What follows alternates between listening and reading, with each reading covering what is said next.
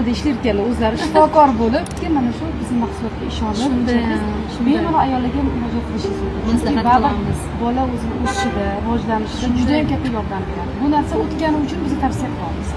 Bemalol homilador ayollar 6 oydan keyin bemalol ishinglar mumkin. Bolanglar baquvvat, aqlli va zehniy bo'lib tug'iladi. Shunday, men olganimdan pushaymon emasman, aksincha juda xursandman. Ana dorini sotib olganingizdan keyin misol uchun ona berishni boshlaydi, sinalmagan dorini, lekin shunchalar ham shu kompaniyadan man nimadan minnatdorman.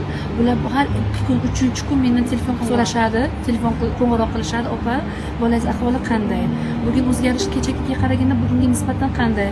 Shu taraflari menga juda ham ma'qul keldi. Boshqa onalarga ham tavsiyam bor, bolajonlarimizni salomatligi uchun anaqa kurashishimiz kerak.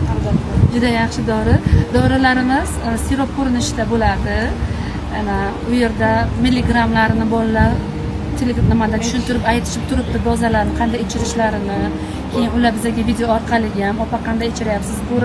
so'rab tekshirib turishibdi. Ha, men juda xursandman. Nargiz Sizlarga gap yo'q, hammaga jon kuyar. Katta rahmat. Bilasiz, bilsangiz bo'ladi, yoki mana Toshkentdan xarid qildingiz, bo'ldi, berib deb o'tirsa ham bo'lardi-ku. Lekin yo'q, baraka topishsin. Sizning xodimlar rahbariyatlari doim aytishdiki, yo'q, bitta imkon bo'lsa olgan insonlarni oldiga borib, so'raylar. Shuning uchun biz erinmasdan kelyapmiz. Rahmat.